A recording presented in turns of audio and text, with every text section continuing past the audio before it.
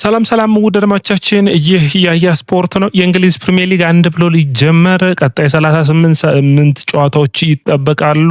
ቸልሲ ሰኞ ምሽት የሚጀምር ይሆናል። ታዲያ ይህንን ከመጀመራቸው በፊት የተለያዩ ፕሮግራሞችን እንግዲህ ያዘጋጀን ነው። ባለፈው ትናንት እንግዲህ ባዘጋጁት ፕሮግራሞችን መለስ ብላችሁ ታዳምጡት። ቸልሲ እውነት ለዋንጫ ተፋላሚ ነው የሚለውን አይተናል። ታዲያ ቸልሲ ለእውነት ለዋንጫ የሚፋለም ከሆነ ከዚህ ስብስብ የተሻለው ቋሚ 11 ምን ሊመስል ይችላል የሚለውን እንግዲህ የምናነሳ ይሆናል በዚህኛው ፕሮግራማችን። ነገር ግን ከቋሚ 11 እኩል ለኩል መረሳት የሌለበት ዣቪ አሎንሶ ስብስቡ በፍጥነት ወደ ጨዋታ ገብቶ ውጤታማ መሆን ይጠበቅበታል። የአሎንሶ ጨዋታ ግን በፍጥነት ውጤታማ ሊያደርጋቸው የሚችለው 3-4-3 ነው። ምርጫዬ ውድ አድማጮቻችን፣ እናንተ የትኛው ያጨዋታ ስታይል አሎንሶ ጥሩ ነው ብላችሁ ታስባላችሁ? አሎንሶ ካለፉት ውጤታማነቶቹ አንፃር 3-4-3 በጣም ተመራጭና ጥሩ ያጨዋታ ስታይል ይሆናል ብዬ አስባለሁ። በግብ ጠባቂ ቋሚ አድርጌ ያስጀመርኩት እንግዲህ ቸልሲ ወደ ሁለት ግብ ጠባቂዎች አሉት፣ ማይክ ፔንደርሰን እና እንዲሁም ደግሞ ሳንቼዝ። እኔ ከዚህ በፊትም እንዳነሳሁት ኢማኑኤል ማርቲኔዝን ማስፈረም ቢቻል ኤሚ ማርቲኔዝን ማለት ነው በጣም ጥሩ የሚባል ነው። ኤሚ ማርቲኔዝ ካልተሳካ ግን ሳንቼዝ ቋሚ የሆኑ ግብ ጠባቂ ሆኖ ይጀምራል። ባለፈው ውድድር ዓመት በጥሩ ጀምሯል የማንቸስተር ዩናይትድ ጨዋታ ችግር በስተቀር። ከዛ በውድድር ዓመቱ በአጋማሽ በፊሊፕ ዮርገንሰን የተቀየረበትና ሊያም ሮስነሪን ዋጋ ያስከፈል እንደነበር ይታወሳል። ስለዚህ ከሳንቼዝ የተሻለውን ሳንቼዝ ምንጠብቅ ይሆናል። ያለበለዚያ ግን ማይክ ፔንደርሰን ቦታውን ሊነጥቀው የሚችልበት እድል ይኖራል። ፔንደርሰን እውነት በዚህ ዓመት ለእንግሊዝ ፕሪሚየር ሊግ ዝግጁ ነው ወይ የሚለውን ደግሞ ውድድሮች ላይ የምናየው ይሆናል። ዝግጁ የሚሆን ከሆነ ሳንቼዝን ከቋሚ ግብ ጠባቂነት የሚያነሳው ነው ወይ የሚለውንም በሚገባ የሚታይ ይሆናል። ነገር ግን ውድ አድማጮቻችን፣ የመጀመሪያው እንግዲህ ሳንቼዝ ባለፉት ዓመታቶች በውድድር ዓመቶች ላይ ስህተቶችን ሲሰራ ይታያልና እንግዲህ በኔ እይታ ማይክ ፔንደርስ እድሎች አሉት፣ እነዛን እድሎች ይጠቀማል ወይስ አይጠቀምም የሚለው ነው እንጂ በሚገባ እድሎች ይኖራሉ በውድድር ዓመቱ መካከል ሳንቼዝ የሚሰራቸው። ያለበለዚያ ደግሞ በሊግ ካፕ እና በካራባኦ ካፕ ማይክ ፔንደርሰን ከተጫወተ በካራባኦ ካፕ እና በኤፍኤ ካፕ ማለት ነው ብዙ ጨዋታዎችን የሚሆኑ ቡድኑ ጋር ከተዋሃደ የሚቀጥሉትን ዓመታቶች የተሻለ ይሆናል። ነገር ግን ሳንቼዝም ውድ አድማጮቻችን እድሜው ገፋ ያለ ነው ብላችሁ አሰቡ። ገና ብዙ ዓመታትን የሚጠብቀው አይነት ተጫዋች ነው ብዬ አስባለሁ። ሌላኛው እንግዲህ የመሀል ተከላካዩ ነው ወይም የተከላካይ መስመሩ ነው። ከሶስቱ ተከላካዮችን እንያቸው እንግዲህ ከሶስቱ ተከላካዮች የግራ መሀል ተከላካዩ ከ3-4-3ቱ ማለት ነው ማን ሊሆን ይችላል የሚል ነው። በኔ እይታ በጣም ጥሩ ፐርፎርማንስን የሚያሳዩት ወይም ኮልዊል ያለበለዚያ ሃቶን ማጫወት የሚቻል ይሆናል። የግራ እግር በግራ መሀል ተከላካይነት መስመር ላይ ሲጫወት በጣም ውጤታማ የሚያደርግ ነው። አምና ቸልሲ ያጣው ይህንን ነበር ብዬ አስባለሁ። የኮልዊል መመለስ በጣም ውጤታማ ነው የሚያደርገው። ነገር ግን ከኤሲኤል ነው የመጣው። ደረማቻችን ሮድሪ ምን ያክል ጊዜ እንደፈጀበት አይተናልና ጉዳቶች እንዳያጋጥሙት የጨዋታ ጊዜው በጣም መቀነስ ያለበት ይመስለኛል ኮልዊል። ታዲያ ሃቶ በሚገባ እንን መሸፈን የሚችል ይሆናል ብዬ አስባለሁ። መሀል ተከላካይ ማክሲም ላኳ ነው። እንግዲህ ላኳ ጥራት አለው። መሀል ተከላካይ ላይ ሆኖ በ3-4-3 ሲጫወት በጣም ጥሩ ነው። እኔ የላኳ ችግር የሚመጣው በ4-3-3 ሲጫወት ነው ብዬ አስባለሁ። አንዳንዴ የእግር ኳስ ለ3-4-3 የመረጣቸው ተጫዋቾች በ4-3-3 ሲሆኑ ብዙ ተጫዋቾች ከ4-3-3 ወደ 3-4-3 ሲጫወት ነው የመሀል ተከላካይ ጥሩ ፐርፎርም የሚያደርገው። ምክንያቱም ሽፋን ይኖረዋል። የተከላካይ መስመሩ የሚሸፍኑት ስፔሶች ዝቅ ይሉና ዋን ማርኪንግ ላይ ብቻ ያተኮረ ይሆናል። ማክሲም ላኳ በዛ ውጤታማ ነው። ወደ 4-3-3 ከሄደ ግን ማክሲም ላኳ ስፔሶችን ይተዋል። ቦል ፕሮግሬሽን ሲሞክር በፓሱ ረገድ አሁንም በቸልሲ ሌቭል እንዳልሆነ አይተን ማክሲም ላኳ ቁመቱ፣ ቦታ ፖዚሽኒንጉ በጣም ተመራጭ ነው። ውጤታማም ይሆናል ብዬ አስባለሁ። ጽድት ያለ ይህንን ቦታ በሚገባ መሸፈን የሚችል ይሆናል ብዬ አስባለሁ። ላኛው ተጫዋች እዚህ ቦታ ላይ የሚሆነው እንግዲህ ፎፋና ነው። ፎፋና በማዕከላካይነት በቅድመ ውድድር ጨዋታዎች ወድጄዋለሁ። ምክንያቱም ፓሱ ጥሩ ነው። ፎፋና ወደፊት ሲሄድና ይሄ ለጉዳት የሚያጋልጡ ሩጫዎችን ሲያደርግ እንጂ በፓስ ረገድ ጥሩ ስለሆነ የጨዋታ ቴምፖ በመቆጣጠር ረገድ ውጤታማ ነው ብዬ አስባለሁ። የቀይ መስመሩ ላይ ዌስሊ ፎፋናና አሁንም ማለት ነው አቺምፖንግም ሪሺ ጄምስና አቺምፖንግም አድርገን ማየት ምንችል ይመስለኛል። ነገር ግን ተመራጩ ምንም ጥያቄ የሌለው ጄምስ ነው። ጄምስ ይሄንን ቦታ የሚያገኝ ከሆነ በጣም ተመራጭ አሰላለፍ ይሆናል ብዬ አስባለሁ። የኔ የተከላካይ መስመር የቸልሲ ታዲያ ተመራጩ የሚሆነው ማለት ነው ኮልዊል፣ ማክሲም ላኳና ሪሺ ጄምስ ነው። በፓሱ ረገድ ጄምስ ወደ አማካይ መስመሩ መግባት የሚችል የሚገባ የጨዋታ ቴምፖን መቆጣጠር የሚችል በጣም ውጤታማ ቡድን ይሆናል። አቺምፖንግ ይህ የውድድር ዓመት የእሱ የውድድር ዓመት ነው ብዬ አስባለሁ። በሚገባ ጫናዎችን መፍጠር የሚችልበት ውጤታማ ነው። በቦል ፕሮግሬሽኑ ኳሱን ወደፊት ይዞ በመሄድ ረገድ ይህ የውድድር ዓመት ማይሆን ከሆነ ግን በውሰት መላክ ይህንን ተጫዋች የሚያስፈልግ ነው። በእኔ እይታ ዘንድሮም ለፕሪሚየር ሊጉ ዝግጁ ነው ብዬ አላምንም። በቸልሲ ደረጃ ማለት ነው። በነ ፓላስ በሌሎች ቡድኖች በውሰት ቢቆይ በጣም አስፈላጊ ጊዜን የሚያሳልፍ ይመስለኛል። ሌላኛው እንግዲህ አማካይ መስመሩን እናንሳ። አማካይ መስመሩ ላይ እንግዲህ ሁለት ተጫዋቾችን ከአማካይ መስመሩ በፊት ግን ሁለቱን መስመሮች እስኪ እንይ። የቀኝ መስመሩና የግራ መስመሩ ተመላላሹን ቦታ የተመላላሹ ቦታው እንግዲህ የቀኝ መስመሩ ላይ በግራ መስመሩንም አካተን እንግዲህ 4 ተጫዋቾችን እንጥራ። አንደኛው ፔፔ ቻቫሪኒ ነው። ፔድሮ ኔቶ ሊሸፍኑት የሚችሉት ይህንን ቦታ ማለት ነው።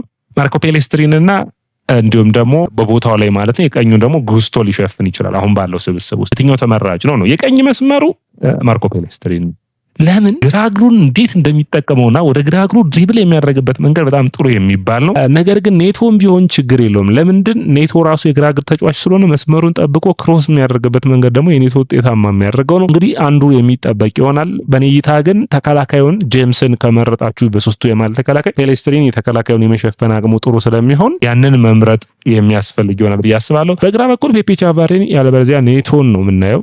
ጉስቶ በቀኝ መስመር ከተፎካከረ ማለት ነው። ወይም ደግሞ ፔፔ ቻቫሪኒ እና እንዲሁም ደግሞ እንግዲህ ተመራጩ የሚሆነው አሎንሶ ያመጣው የቡድኑን ቴምፖ ለመቆጣጠር ሁሌም የሚሮጥ ታች ላይን ዊንገር የሆነ በጣም ጉልበታም ቦታዎችን ስፔሶችን ስለሚሸፍን ነው። ስለዚህ እኔ ተከላካይ መስመር የሚሆነው ፔፔ ቻቫሪኒ፣ ኮልዌል፣ ላኳ እንዲሁም ደግሞ ሪሲ ጄምስ እና ማርኮ ፔሌስትሪኒ ነው። ወደ አድማቻችን የእናንተ የትኛው ይሆናል የቼልሲ ምርጡ 11 የዚህ ውድድር ዓመት ማለት ነው? ሁለት እግሩን የሚጠቀመው ማርኮ ፔሌስትሪኒ በሁለቱ መስመሮች መሰለፍ የሚችል ከሆነ ከኔቶ ጋር በተለይ በጨዋታ መካከል መቀየር የሚችልን ተከላካይ መስመር ያሳዩናል ብዬ አስባለሁ። ሌላኛው አማካይ መስመሩ ነው። ደርማቻችን አማካይ መስመሩ እንግዲህ አሁን ባለው መሰረት ብዙ ተጫዋቾች ነው ያሉት። ነገር ግን ኤንዞ ፈርናንዴዝ፣ ሞሴስ ካይሴዶ እንዲሁም ደግሞ ላቪያን ማንሳት የሚቻል ይሆናል። እንግዲህ ካይሴዶ ከማን ጋር ቢጣመር ውጤታማ ነው? በኔ እይታ የጨዋታ ቴምፖን ለመቆጣጠር ቡድኑ ውጤታማ ለመሆን ካይሴዶ ከላቪያ ጋር ቢጠመር ምልባቸው ጨዋታዎች አሉ። ለምሳሌ ቪላ፣ አርሰናል እንደዚህ ወይም ደግሞ ጫና የሚፈጥሩ አማካይ መስመሩን መቆጣጠር እንዲሁም ደግሞ ጨዋታዎች ላይ ከፍተኛ የሆነ ለውጦች የሚያስፈልጓቸው የአማካይ መስመሩ ላይ ፍልሚያ ያሉባቸው ቡድኖች ሲሆኑ ላቪያን ከካይሴዶ ጋር በጣም ውጤታማ ያደርጋል። ነገር ግን እንደዛ የማይጠይቁ ጨዋታዎች ደግሞ ይኖራሉ። አንዳንዴ አይደለ ቡድን ውስጥ የበላይነት ለመውሰድ ደግሞ ኤንዞ ፈርናንዴዝ ተመራጭ ይሆናል። ኤንዞ ፈርናንዴዝ በዣቪ ስር ወደኋላ ተመልሶ ዲፕ ፕሌይንግ ሚድፊልደር አይነት ሚና ሊኖረው የሚችል አይነት ያማካኝ ይሆናል። ምክንያቱም የ10 ቁጥር ቦታው ላይ አሁን በሚገባ ፓልመር፣ ሞርጋን ሮጀርስ፣ ስቴፋን ዊሊያን በሚገባ ስላሉ ያንን ቦታ ከመሸፈን ይልቅ ወደ ኋላ የሚያፈገፍግ ይመስለኛል። ወዳድማቻችን እናንተ ማን ከማን ታሰልፋላችሁ? በእኔ ኤንዞን ከካይሴዶ የተሻለ ምርጫ ነው ብዬ አስባለሁ። ምክንያቱም ማጥቃቱ ላይ እንዲያተኩር ስብስቡ የተሻለም ደግሞ ውጤታማ ፐርፎርማንስን እንዲያመጣ ማለት ነው። ከሁለቱ የመስመር ተጫዋቾች ሽፋን ስለሚያገኝ የማጥቃት መስመሩ ላይ እንሂድና በቀጥታ የማጥቃት መስመሩን ሳናነሳ የላቪያና የኤንዞ ልዩነት ግን አንዳንዴ ላቪያ ይሄ የኮቫቲች ማኑኮኒ አይነት ተጫዋቾች አይነት ብቃትን አይበታሉ ማለት የኮቫቲች ማለት ኤ ወደ ቢ ኳሶችን የሚያደርስላል ሁሌም ተመሳሳይ የሆነ ሎንግ ፓሱ እንዲሁም ደግሞ ሳጥን ጩሹት በማድረግ ኤንዞ ፈርናንዴዝ የተሻለ ይሆናል። ነገር ግን የላቪያን ፊትነስ መተማመን ስለማይቻል ኤንዞ ፈርናንዴዝ ደግሞ በየሳምንቱ ተማምነ ፊትነሱ ረገድ አስገራሚ ተጫዋች መሆኑን መርሳት የለብንም። በደማቻችን ሌላኛው የሚሆነው እዚሁ አጥቂ መስመሩን እናቅናና ጃኦ ፔድሮ፣ ሞርጋን ሮጀርስና እንዲሁም ደግሞ ኮል ፓልመር ማጥቃቱን የሚመሩት ይሆናል። ጠንካራ ማጥቃት የምጠብቅ ነው የሚሆነው። ይህ ስብስብ በተለይ ሞርጋን ሮጀርስ በአስቶን ቪላ ቤት ያሳየንን ከረጅም ርቀት የሚወነጨፉ ሹቶቹን በሚገባ የምንጠብቅ ይሆናል ብዬ አስባለሁ። ጠንካራ ማጥቃት ከቼልሲ በዚህ ውድድር ዓመት ይጠበቃል። ጃኦ ፔድሮ በተለይ በብዙ ውድድሮች የሚፎካከር ተጫዋችም ይሆናል ብዬ አስባለሁ። እንግዲህ ያንን በሚገባ የሚያከናውን ይሆናል ብዬ አስባለሁ። ወዳጆቻችን እናንተ ምን ታስባላችሁ? ኮሜንት መስጫ ቦክስ ላይ አስቀምጡልኝ። እንግዲህ በቀጥታ ደግሞ ወደ ዝውውር መረጃዎቻችን እንሂድና ኒኮላስ ጃክሰንን እናንሳው። ኒኮላስ ጃክሰን አሁንም በተለያዩ ቡድኖች እየተፈለገ ይገኛል። የቼልሲ አጥቂ መስመር አሁንም ምርጫቸው ያደረጉት በስብስብ ውስጥ የመቆየት እድላቸው ሰፊ የሆነው ማኑኤል ሜጋ አንደኛው ነው። ሁለተኛ ሊሆን የሚችለው እዚህ የማጥቃት ክፍል ውስጥ የሚቆየው የሚመስለው ዳኒኤል ቤክና እንዲሁም ደግሞ ጃኦ ፔድሮ ናቸው። ጃኦ ፔድሮ ዛሬ አዲስ ኮንትራትን ፈርሟል። ከሞሴስ ካይሴዶ እኩል የሚከፈለው ይሆናል።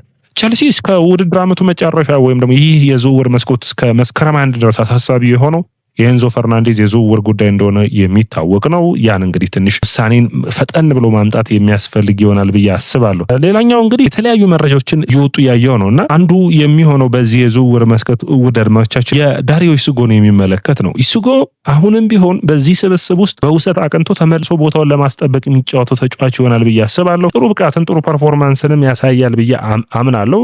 ነገር ግን አሁን ለዚህ ፕሪሚየር ሊግ ቡድኑ ውጤታማነት አስፈላጊ ይሆናል ብዬ አላስብም። በውሰት የመልቀቅ ዕድሉ ሰፊ ይሆናል ብዬ አስባለሁ። ወዳጆቻችን እናንተ ምን ታስባላችሁ? ኮሜንት መስጫ ቦክስ ላይ አስቀምጡ። ዴቪድ ዋሽንግተን እንግዲህ በቀጥታ ወደ ስትራስቡርግ አቅንቷል ማለት የሚቻል ነው የሚሆነው። በቋሚ ዝውውር ነው። ሌላኛው ትናንት ለሚካኤል ሙድሪክ ጥያቄን አቅርቦ ነበር፣ ውድቅ ተደርጎበታል። ብሬንፎርድም ተጫዋቹን በሚመለከት ጥያቄዎችን አቅርበው ነበሩ። ይህ ጥያቄ ታዲያ ውድቅ ተደርጓል። በአጠቃላይ ቼልሲ የዝውውር መስኮቱ ላይ በተለይ የሚለቁ ተጫዋቾች ላይ የሚያተኩር ይሆናል። እንግዲህ አንዱ ወደ ፓላስ የሚያደርገው ዝውውር ኦልሞስት ተጠናቋል ማለት የሚቻል ነው የሚሆነው። ጥሩ እድሎች ተጫዋቾችን የማምጣት አጋጣሚዎች ይኖራሉ ብዬ አስባለሁ። በተለይ አዳዲሶቹ ኮንትራቶች በጣም አስፈላጊ ናቸው። እንግዲህ አንዱ የሚጠበቅ ነው የሚሆነው። ሌላኛው ናፖሊ እንግዲህ በማርክ ጉይ ጉዳይ ላይ ቸልሲን ጥያቄዎችን አቅርቧል። አንዱ እንግዲህ ወደ ኔፕልስ ሊያቀና የሚችለው ቡድን ይሆናል ተብሎ ይታሰባል። ሻክታር ዶኔስክ ወደ አድማጮቻችን በስታንፎርድ ብሪጅ ለአንድ የውድድር ዓመት የአውሮፓ ቻምፒዮንስ ሊግን የሚጫወትበት ሜዳ የመሆን እድሉ ጫፍ ላይ ደርሷል። እንግዲህ አንዱ የሚጠበቅ ነው የሚሆነው። ክሪስታል ፓላሶች ወደ ቸልሲ መጀመሪያ ንግግሮችን ሲጀምሩ የጠበቁት የነበሩት ንግግሮችን አድርገው ለመውሰድ ያሰቡት ተጫዋች የነበረው አቺምፖንግ ነበር። የአቺምፖንግ አለመሳካት ነው ሙሉ በሙሉ ሀሳባቸውን ትኩረታቸውን ወደ ሌሳሲ እንዲያደርጉ ያገዛቸው። ወደ አድማቻችን ይህ የስፖርት ነው። የስፖርትን ላይክ፣ ሼር፣ ኮሜንት፣ ሰብስክራይብ ማድረጋችሁን አትርሱ።